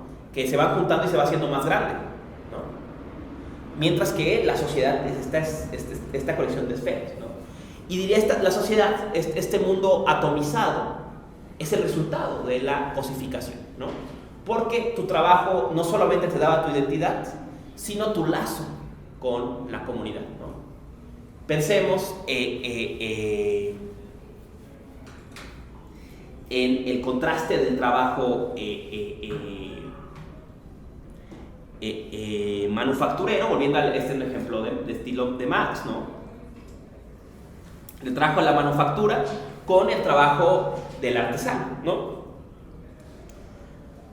Cuando tú haces un trabajo no capitalista, supongamos herrería, bueno, eres herrero, no solamente tu trabajo tiene una identidad, tiene su singularidad, ¿no? El herrero Juan es el que hace las escaleras así, y al punto que alguien va a tocar y dice, ¡ay, ese te lo hizo Juan!, ¿verdad? Sí, porque él usa así el material, él usa este color, o a él le gusta hacerlo así, ¿no? Les voy a dar otro ejemplo que apenas viví muy de cerca, el pan, ¿no? Pensemos en el panadero. A los que gustan del pan como yo, ¿no? Sabemos que cada pan tiene su toque, ¿no? Cada panadero tiene su estilo. Y cuando dicen cuál es el mejor, dices, güey, no te puedo decir, porque cada uno tiene su forma de hacerlo. O cualquier comida, los tacos. ¿Cuál es el mejor taco en México? Pues es imposible. Todos son muy buenos, ¿no? Y todos tienen su singularidad, ¿no? Y no solo eso, no solo cada pan es especial, sino que en ese pan el panadero gana identidad consigo mismo, y no solo consigo mismo, sino con su comunidad. Mira, viene el panadero, aunque no traiga pan, te conviertes en el panadero, o en el herrero, o en el campesino, ¿no? Tu trabajo te da tu identidad con tu comunidad, ¿no? Pensemos en ejemplos de este tipo de trabajo. ¿Quién no conoció este ejemplo de la viejita jubilada que todavía le dicen la maestra? Porque fue maestra hace 30 años. O sea, el trabajo es su identidad con ella misma, pero también con su comunidad. ¿Quién es el trabajador de la manufactura? Nadie. Ni consigo mismo, ni con su comunidad, ¿no? Y volver al ejemplo del panadero, les voy a dar un ejemplo. Tengo un amigo que era panadero industrial, y una vez estábamos en su casa y dice, güey, hay que hacer pan, ¿tú sabes hacer pan? Y él dijo, güey, yo no sé hacer pan. Yo agarro un carro de un horno y lo meto a otro horno, güey. No sé nada de hacer pan. Yo no soy panadero, yo soy obrero. O sea, yo no sé hacer pan, no soy panadero, ¿no? No sé nada del proceso, ¿no? Yo solo tomo un carro de un horno y lo llevo a otro horno, pero no soy panadero. Eso es lo que pasa aquí, ¿no? Y por eso se disuelve este vínculo orgánico de la comunidad, ¿no? Porque se disuelve a la vez, ¿no? Que el carácter social de la mercancía, o sea, que la mercancía tiene en sí este idioma común que comunica todo en este mundo. Eso que comunica ya perdió toda su cualidad, ¿no? Porque todo es lo mismo, trabajo abstracto, tiempo de trabajo abstracto, ¿no? Entonces también se disuelve la comunidad, ¿no? Y se convierte en una sociedad de individuos de átomos aislados, ¿no? Uso un ejemplo aquí, Lukács, curioso, dice, por eso, ¿no? Desde la antigüedad, a quien se veía forzado en algún nivel a convertirse a sí mismo en mercancía y intercambiar, o era intercambiado, se le excluye la sociedad. Y aquí usa como ejemplo a los esclavos. Y si el esclavo no es parte de la sociedad, ¿no? El esclavo no es ciudadano, porque no es visto como persona, como individuo, sino como útil, ¿no? Diríamos, hoy vivimos en una sociedad de esclavos, en que todos tenemos este carácter de esclavos, porque somos cantidades de trabajo, ¿no? Y piensen en estos textos coloniales en que se describían las distintas razas según la cantidad de trabajo que podían hacer. Ahora, digamos, eso nos pasaría a todas y a todos, ¿no? seríamos solo una cantidad de trabajo.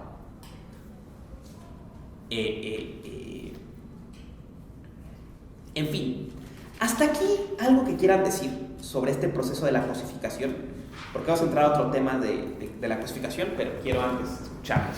Igual, entiendo que Lukács está haciendo una exégesis de Marx medio profunda y que si no son tan familiarizados con Marx, puede ser complicado ver de dónde está saliendo, porque él asume la lectura del fetiche de la mercancía, por lo menos, ¿no? O sea, asume ese pasaje de Marx donde está haciendo esta exégesis y básicamente lo que nos ofrece son las consecuencias de este fenómeno, ¿no? ¿Alguna cosa que pregunta o algo que quieran decir? Hasta aquí algo que no haya quedado claro para regresar. Yo tengo una pregunta. Adelante, por favor. Bueno, es que me pareciera que, por ejemplo, un ingeniero sí tiene una identidad, ¿no?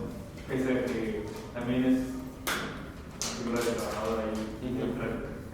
Entonces mi pregunta es, ¿el conocimiento dota de identidad, digamos, del trabajador? Es una pregunta muy pertinente y esa es, yo creo, una de las grandes novedades de Lukács. Lukács va a dedicar el siguiente apartado al burócrata y luego va a aparecer la imagen del burócrata y otra imagen genial, el periodista, ¿no? Dice, este trabajo especializado, esta tradición de trabajo especializado es muy clara en el periodista. Y vamos a ver, por eso no quería pasar a eso, porque creo que esa sí es una cosa que Marx no vio, ¿no? O sea,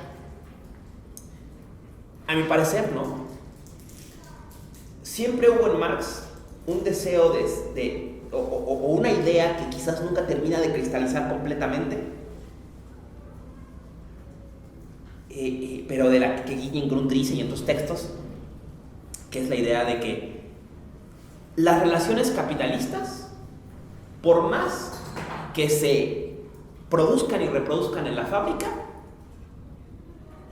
están más allá de los límites de la fábrica y se extienden a toda la sociedad, ¿no? En otros términos, el capitalismo te oprime, trabajas en una fábrica o no trabajas en una fábrica. Todo es un modo de vida, digamos, ¿no? Esta idea la tenía Marx, pero en la medida en que sobre todo el Marx tardío quiere desembarazarse de su estilo hegeliano, ¿no? Y abandona los conceptos más subjetivos y espirituales como el de enajenación en favor de conceptos económicos y objetivos como el de fetiche, ¿no? No termina de explicar este brinco, ¿no? Del capitalismo no solo como forma de producción sino como forma de vida, ¿no? Y entonces deja guiños, ¿no? Por ejemplo, este tema de que quería llamar la atención sobre él, ¿no? Cuando habla sobre cómo la producción condiciona el deseo, ¿no? Cómo la oferta condiciona la demanda y entonces la producción condiciona el deseo. Y entonces dice Marx, deja Marx ese guiño, ¿no? Pues entonces el capitalismo te atraviesa y te oprime y te condiciona no solo cuando trabajas sino cuando consumes, ¿no? Queda ese guiño ahí, ¿no? Y es de donde Lukács toma esa idea y corre, ¿no? Y por eso les decía que es interesante cómo Lukács le hace ingeniería a la inversa al pensamiento del Marx tardío, ¿no? O sea, cómo del Marx del Capital va a llegar sin darse cuenta a las ideas tempranas de Marx en los manuscritos, sin conocerlas, concretamente a la idea de enajenación, que todavía no era pública en el momento de este texto, pero digamos que la va a extraer, ¿no? La consecuencia subjetiva de esas relaciones económicas, ¿no? ¿Qué es lo que Lukács quiere aquí? ¿No? Lo que Lukács quiere aquí es decir, bueno, en otros términos, lo que Lukács quiere es decir, la cosificación no es nada más un problema que pasa en la fábrica, sino está cambiando la forma en que habitamos el mundo, la forma en que las cosas son entendidas como cosas y la forma en que los sujetos son entendidos como sujetos. En los términos es una transición del mundo de la calidad al mundo de la cantidad, y esto afecta a todos, no solamente al trabajador de la fábrica, sino al profesor de universidad, ¿no? O sea, igual que esta tendencia a las cantidades de especialización afecta la fábrica, esa misma lógica se aplica a la universidad, ¿no? La especialización, la reducción a cantidades, todo eso es lo mismo, es el mismo proceso, digamos, ¿no? Y por eso, pues, la riqueza, ¿no? Por eso decía, ¿no? Que este texto es el banderazo de salida de la teoría crítica, ¿no? Es a partir de este texto que el pensamiento de Marx va a ser usado como una herramienta de crítica no solamente a la producción capitalista, sino a la sociedad capitalista en general, ¿no? Y con ello a la sociedad en general, ¿no? Y por eso industria cultural como engaño de masas, la obra de arte de probabilidad técnica, las obras tardías de Lukács sobre estética, o sea, todo eso va a desprender de que digas, estas categorías que usó Marx no sirven nada más para la fábrica, sino están explicando el modo de vida moderno, ¿no? Entonces sería esa la novedad, pero muy buena observación, muy pertinente, y ahorita vamos a eso, ¿no? ¿Algo más, colegas, sobre hasta aquí, en lo que vamos? Nada, todo claro. Ok. Solo como un breve recuento, ¿no? Devolviéndonos, ¿no? a Lyotard, ¿no? Decíamos como Lyotard decía que la posmodernidad es una consecuencia del capitalismo. Ya ven por qué. Ya ven por qué el capitalismo, si lo entendemos como la forma de relación social en que la forma mercancía es la dominante, y con ello la cosificación inherente a la mercancía es dominante de la sociedad, pues entonces la sociedad capitalista es una sociedad de la especialización, una sociedad del atomismo social, una sociedad de la matematización o de la reducción al cálculo de todo, una sociedad que va a intentar imponer un mecanismo de productividad en que todas las esferas se comuniquen, ¿no? Apenas, por cierto, había una exposición en Santiago de un proyecto que tenía el gobierno de Allende, que le llaman ahora el primer internet de Chile, ¿no? Y era un proyecto e intentaron montar en un museo un ejemplo de cómo hubiera funcionado, y era busquen fotos, yo las estuve viendo y son bastante interesantes porque parecen salidas de Star Trek, ¿no? Es una madre que te sientas, es una silla que tiene una pantalla aquí y que iba a comunicar todas las fábricas de Chile. Entonces a través de esta madre se iban a comunicar y decir, oh, falta madera en no sé dónde, oh, produzcan madera, ¿no? Pero de verdad, o sea, no era una computadora como nosotros la conocemos, sino era una silla, ¿no? Y tenía aquí un tablero, ¿no? Y tú ahí marcabas, tenemos madera en no sé dónde, y entonces te decía dónde mandar, ¿no?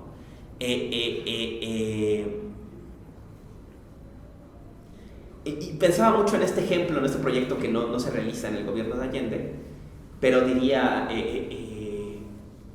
Lukács, pues eso es lo que el capitalismo quiere, eso es la realización de la cosificación, ¿no?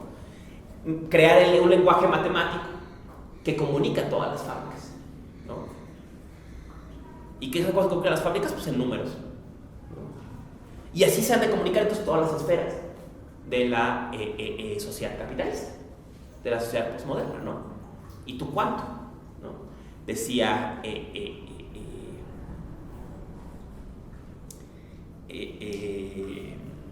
Heidegger, ¿no? sobre esto, ¿no? Es decir, el nacionalsocialismo todo lo mide en números. ¿Cuánta gente va a los mítines? ¿Cuánta gente va? ¿Cuánta gente? Y es la tiranía de los grandes números, ¿no? Y piensen, ¿no? Cómo incluso las formas de política de esta modernidad cristalizada son políticas de los grandes números, ¿no? Ya lo dijo, 9 de cada 10 gatos prefieren Whiskas, ¿no? O sea, ¿y qué eso quiere decir que es bueno o qué, no? Pues 9 de cada 10 gatos pueden estar equivocados, ¿no? O sea, pero es la sociedad de los grandes números, ¿no? Tenía un chiste Jerry Seinfeld, ¿no? En que decía que hablaba de cómo McDonald's tenía un contador de cuántas hamburguesas se habían vendido, ¿no? Y decía que iban por los billones y decían, güey, o sea, ¿qué quiere? Que las vacas se rindan, ¿no? ¿Qué pedo, no? O sea, que van a llegar a tocar y decir, ya, nos dimos cuenta que no hay opción, ya, cómanos a todos, ¿no? Pero esa es la importancia de los grandes números. Hemos vendido 10,000 millones de empresas, y que eso quiere que son buenas, ¿no? Que millones de personas están equivocadas, ¿no? O sea, que no tenían opción, ¿no? Pero va pensando todo esto de los grandes números. Lo que quiero es que vean cómo esto que dice Lukács se continúa con lo que dice Lyotard, ¿no? O sea, cómo Lyotard está viendo, digamos, el lado cultural de este problema, ¿no? Pero que ya está en esta estructura del problema echada con la relación de la cosificación, ¿no? En fin, entramos a este tema del burócrata, ¿no? Aparece la imagen del burócrata en este ensayo, ¿no? Dice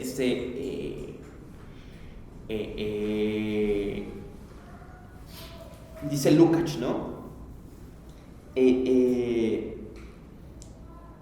el el burócrata y en todo trabajador especializado, profesional o intelectual se opera un proceso análogo de asimilación a la lógica del capitalismo que el que opera en el trabajador de la manufactura, ¿no? Esta es una proposición fuerte, ¿no?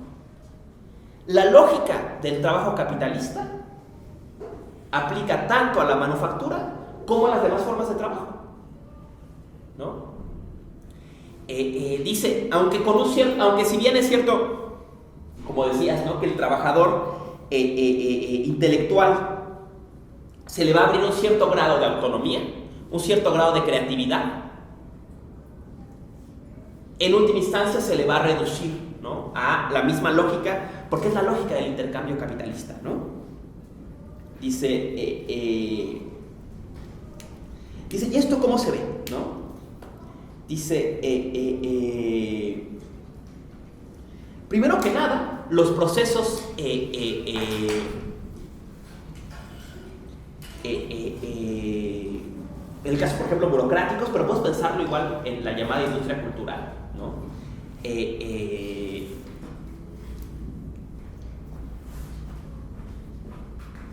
Decía, veremos ahora que más industria cultural como engaño de masas, decía Abraham Adorno y Horkheimer ese ensayo diciendo, cuando hablamos de industria cultural no estamos escribiendo que Hollywood funcione como una que Hollywood tenga trabajadores ni cómo les paga. Estamos diciendo que la cultura funciona como industria, o sea que la misma dinámica que tiene la industria se continúa en la cultura, ¿no? Y que la cultura sirve para legitimar la estructura de la industria, la estructura del capitalismo, ¿no? O sea, dice, no solo vamos a hablar de cuántos trabajadores hay, no es eso lo que queremos, sino mostrar cómo en la cultura capitalista se continúa la lógica de la industria, ¿no? Entonces, ejemplos. Primero, la especialización, ¿no? Él va a decir, la burocracia va a dividir el arte de lo político en un montón de pequeñas dependencias geográficas o temáticas, pero todo va a estar extra especializado. ¿Y cuál es el problema cuando quieres hacer cualquier trámite? No es aquí, es en la ventanilla. En esa que está especializada en ese trámite exacto que tú haces.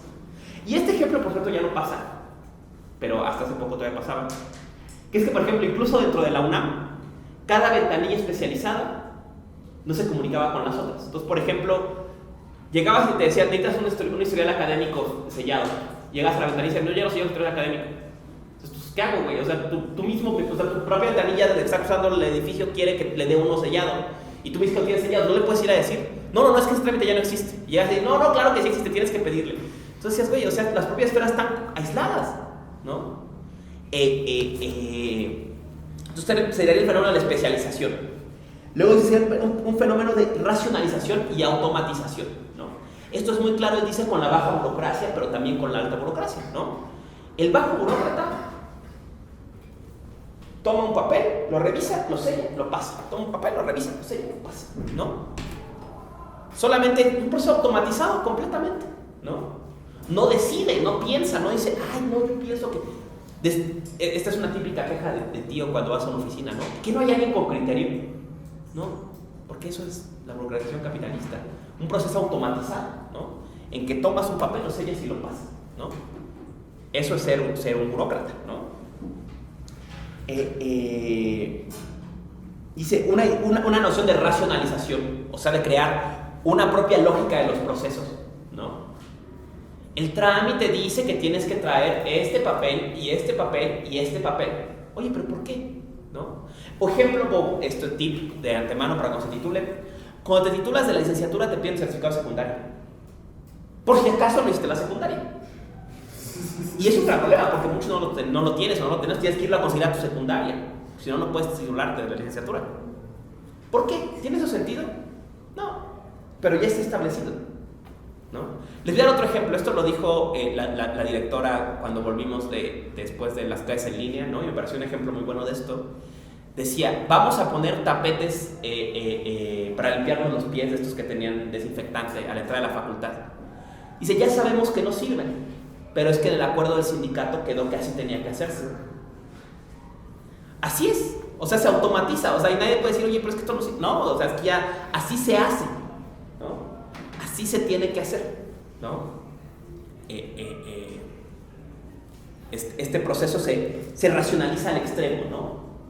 Y luego viene, dice, el burócrata se le impone una cierta responsabilidad de cumplir su función, de ser un buen operativo del proceso. Dice, y lo que lleva a eso, dice, es una subordinación al proceso y eventualmente, igual que el obrero de la manufactura, a una actitud contemplativa. O sea, tú no pienses, tú solo haz lo que te dicen que hagas, ¿no? Y piensen, ¿no? Decíamos el ejemplo al extremo de esto en la manufactura, es el inspector de la fábrica, ¿no? El que ve que el producto salga bien. Toda actividad humana está reducida a contemplar que el proceso funcione. O sea, tengo por ejemplo un amigo que es ingeniero y trabaja es el ingeniero responsable de ver que la máquina funcione. O sea, se dedica solo a vigilar que la máquina funcione, ¿no? Solo contempla que pase. Ni siquiera la más mínima actividad, que es poner un punto, picar un botón. No, solo a ver qué pasa. Solo a ver que funcione el proceso, ¿no? Y lo mismo le pasa al burócrata, ¿no? Hay un burócrata que solo es responsable de ver que se hagan las cosas, ¿no? De vigilar que pasen, ¿no? Y de actividades completamente vacías de toda creatividad. Les digo, sello, paso, papel, sello, paso, papel, sello, paso, papel, ¿no? Ejemplo, otra vez ejemplo bobo de la facultad. Ustedes tienen que sacar un certificado de lo que sea. Creo que ya no se tiene que hacer, pero se tenía que hacer. Entonces tienen que llevar su fe, o lo que sea, y tienen que firmarla el coordinador.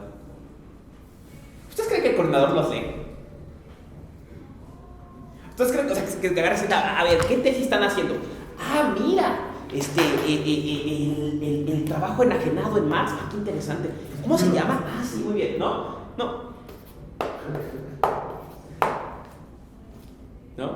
O sea, hace bien, dice, toma la función del burócrata responsable, del que hace bien su trabajo, del que cumple. Pues nada más, sella y firma, ¿no? Cumple su rol del proceso, ¿no? Y está reducido a una actitud contemplativa, ¿no? O sea, no piensa, no critica, no dice, no, yo creo que esto no está chido, yo creo que esta tesis no se debería de hacer, la verdad no tiene agua para ningún lado, nada más sella y firma, lo que sea, ¿no? Y ese es un paso, ¿no? De este proceso de esta relación de cosificación a otras formas de trabajo, ¿no? ¿Cómo sería el burócrata, no? Y ahora viene un ejemplo genial, dice, esta situación es clara en el caso del periodista, ¿no? ¿Qué es lo que ofrece el periodista como función? Su habilidad periodística y su objetividad.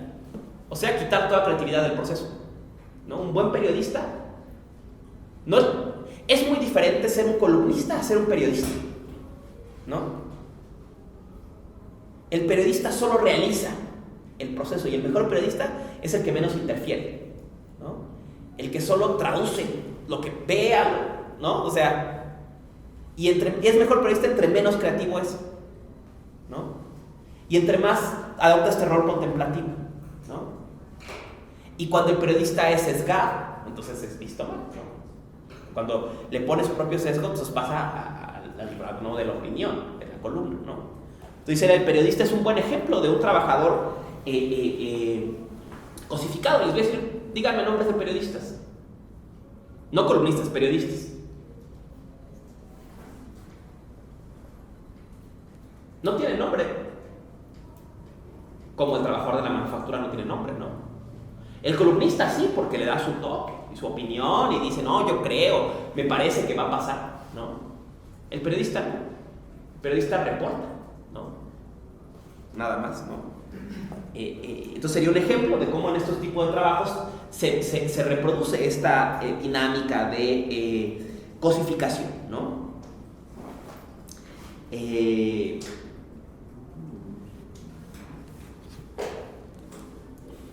Dirá también Lukács, ¿no? Esto se reproduce también en la ciencia, ¿no? La ciencia moderna, dice él, ha perdido ese sentido de totalidad, ¿no? Y se ha perdido la especialización. Y dice, la filosofía, desde su perspectiva, mientras se mantenga inserta en la lógica burguesa, nunca va a lograr superar ese problema. No va a lograr más que enfatizar esa especialización, ¿no? Y vamos a ver, al final remate diciendo cómo la filosofía podría resolver ese problema. Pero antes de eso quiero llamar la atención sobre un problema interesantísimo y curioso, porque el artículo, dos ensayos antes de este, hay un ensayo que se llama Rosa Luxemburgo como marxista. Entonces va a haber aquí una fuerte inspiración en Rosa Luxemburgo, y una cosa que decía ella es su crítica a la economía política. Dice, a la vez que el capitalismo pretende convertirse en un sistema de comunicación de mercancías que tienen sus propias leyes y su propia lógica, que se nos aparece como algo ajeno y que se nos impone y que incluso parece insuperable, ¿no? Dice, en virtud de que nunca logra, de que es ella misma la ruptura de la unidad orgánica de la comunidad, siempre tiene un toque de misterio. Siempre hay una dimensión de este sistema racional que es ella misma irracional, que nos es incognoscible, ¿no? Y aquí conecto con lo que decía Rosa Luxemburgo. Rosa Luxemburgo decía, algo tiene el capitalismo de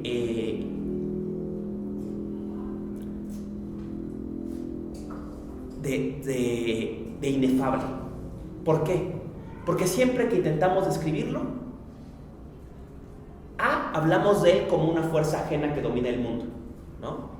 Él decía ya las leyes del mercado, él se está reponiendo, y dice, y cuando intentábamos describir qué es de lo que estábamos hablando, los que intentan describir qué hablan, siempre utilizan analogías y metáforas. No es que ya hay brotes verdes, no es que ya salimos del túnel, no es que la tormenta, no es... Dice, güey, ¿de qué estás hablando? Dice, es como hablar del capital es como hablar de Dios. Nunca puedes hablarlo directamente, siempre tienes que referirlo. ¿Qué es entonces? ¿Qué gobierna? En otros términos, que es la pregunta que va a lanzar Rosa Luxemburgo y que quizás resume todo este problema de la cosificación. ¿Quién manda en el mundo del capitalismo? ¿Las mercancías?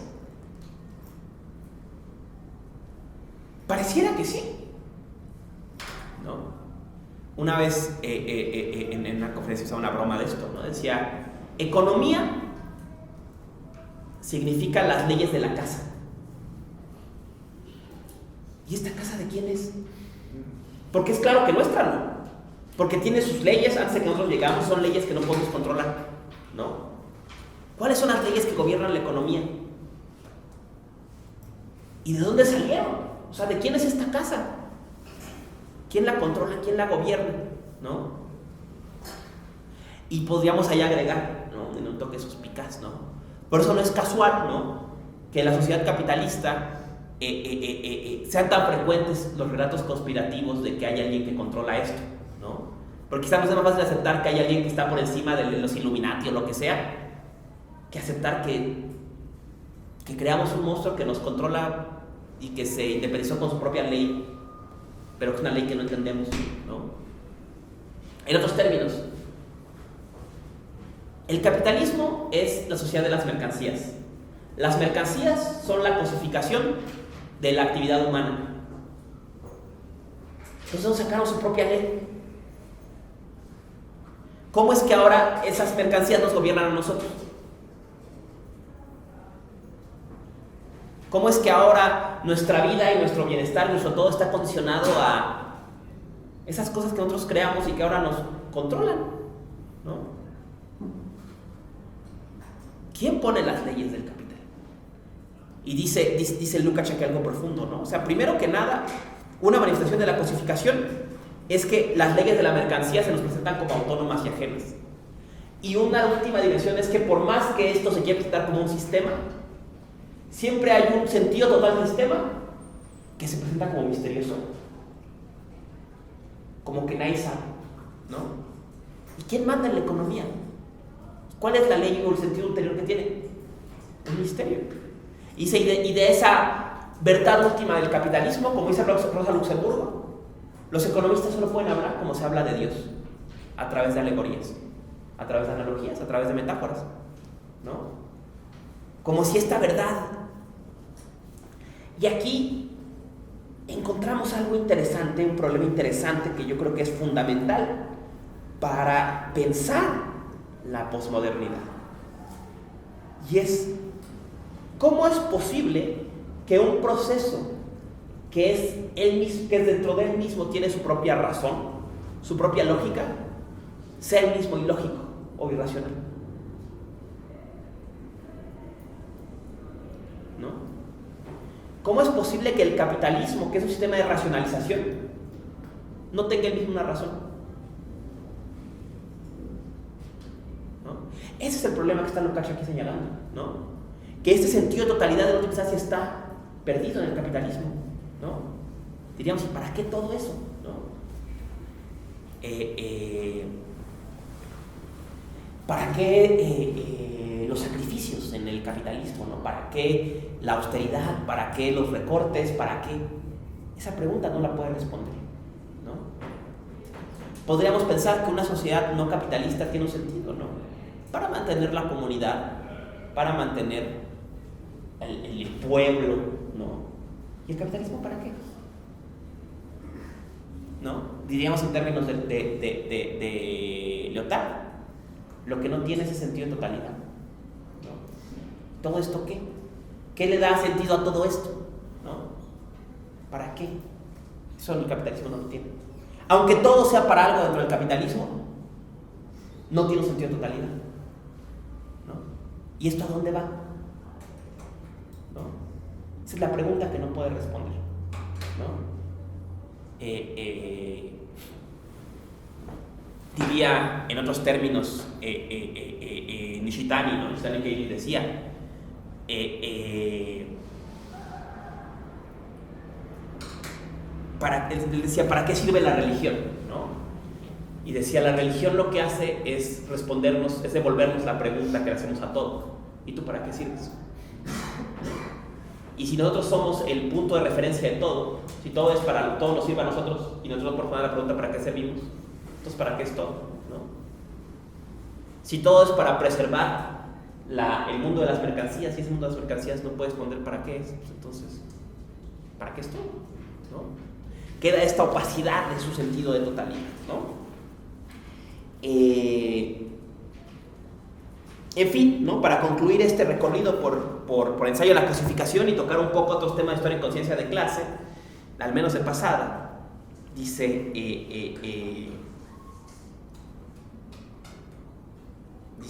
Lukács, ¿no? Bueno, entonces, ¿cuál es la labor de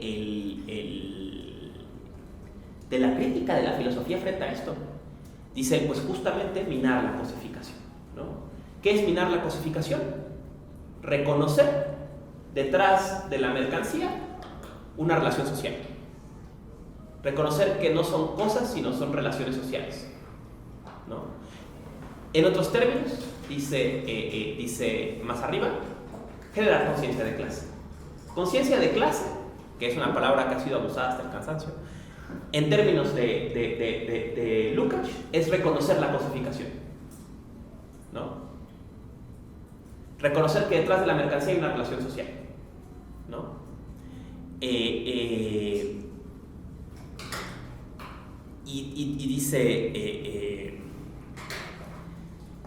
Dice Lukács, y al hacer eso, dice, lo que pretendemos es reconstruir un sentido de totalidad, ¿no? Ese sentido de totalidad, dice él, es lo que Marx descubrió. ¿Qué es el materialismo dialéctico? Dice al principio del primer ensayo, un sentido de totalidad. Porque dice, y aquí vemos otra vez esta ingeniería a la inversa, porque al final del día Marx aprendió de Hegel, ¿no? ¿Qué es el materialismo dialéctico? Podríamos decir en esos términos, un sentido de absoluto, que es lo que la sociedad postmoderna no tiene.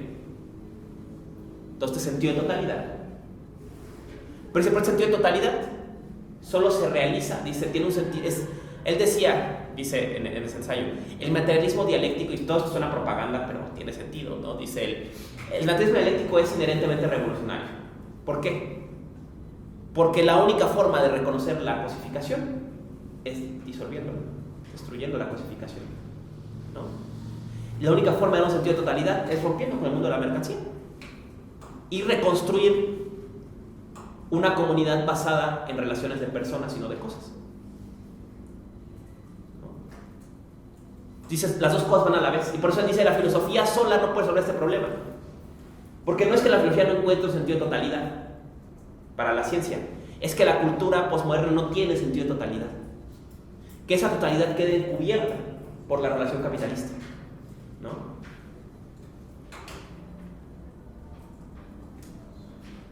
Y mientras nos movamos en el campo de la cosificación, no hay sentido de totalidad, ¿no? Que solamente combatiendo la cosificación reconocemos la cosificación, digamos, y que reconocer la cosificación es combatir la cosificación, o sea que van de la mano, ¿no? Por eso dice, el materialismo dialéctico es evidentemente revolucionario. ¿Y cuál es su revolución? Que contra el capitalismo y la cosificación ofrece un sentido de totalidad, ¿no? Esa es, digamos, la salida posmoderna de Lukács, ¿no? Lo que Lukács intenta proponer, ¿no? La posibilidad de reencontrar un sentido de totalidad. ¿Cómo? Parece que queda entre paréntesis, ¿no?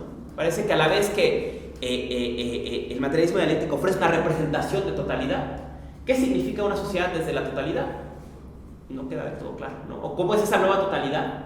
No queda del todo claro, pero parece que la única forma de reconocerla es justamente volcándose contra de la cosificación, ¿no? En contra entonces del mundo de las mercancías, ¿no? En otros términos, ¿no? Y dice incluso en otra parte, ¿no?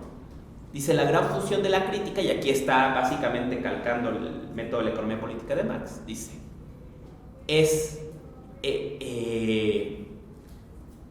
cuestionar la forma de cosificación del capitalismo moderno a partir del reconocimiento del carácter histórico de esa cosificación. O sea, que no siempre se ha relacionado a la gente así, ¿no? Y como el propio Marx decía, en la medida en que reconocemos el carácter histórico, en el caso de Marx del trabajo, en el caso de Lukács de la cosificación, reconocemos la posibilidad de que haya otros tiempos en que, si hubo otros tiempos en que en que la forma mercancía no era la dominante, si hubo otros tiempos en que el trabajo no era trabajo capitalista, entonces al menos concebible o imaginable otros tiempos en que el trabajo capitalista o la forma mercancía no sea la dominante. Queda pues un poco, y eso es, ¿no? Decía veremos en Benjamin, ¿no? Lo que él llamaba nuestro débil sentido mesiánico, ¿no? Nuestra poca capacidad de imaginar otro mundo, ¿no? Queda pues solo en eso, ¿no? En decir, bueno, algo más debe haber, ¿no? Algo más puede haber si logramos historizar la relación mercancía, ¿no? Por favor, adelante.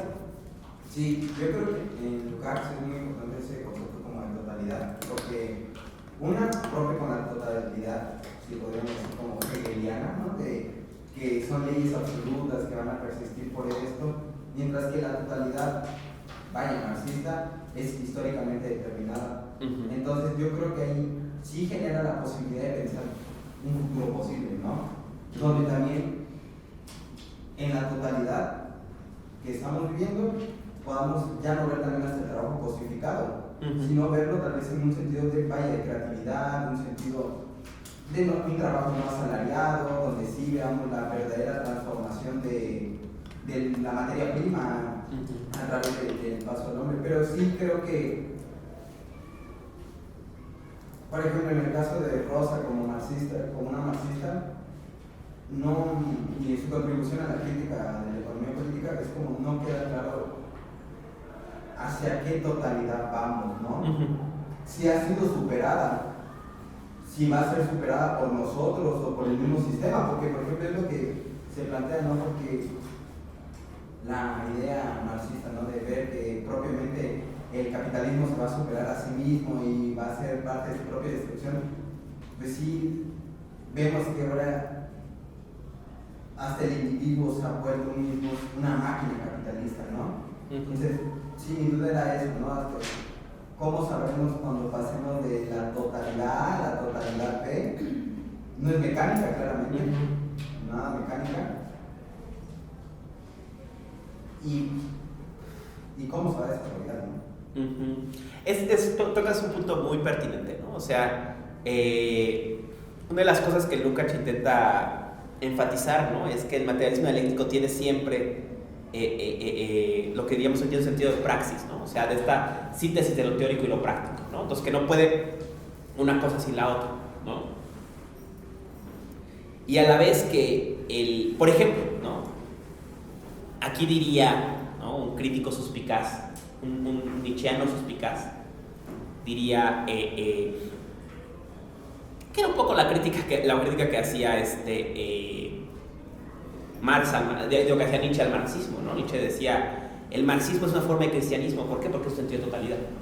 Porque el marxismo, igual que el cristianismo, le da sentido al mal, por ejemplo, ¿no? O sea, el marxismo es capaz de darle sentido a la opresión, ¿no? O sea, sí es cierto que eres explotado, pero esa explotación está dando las condiciones de tu liberación, ¿no?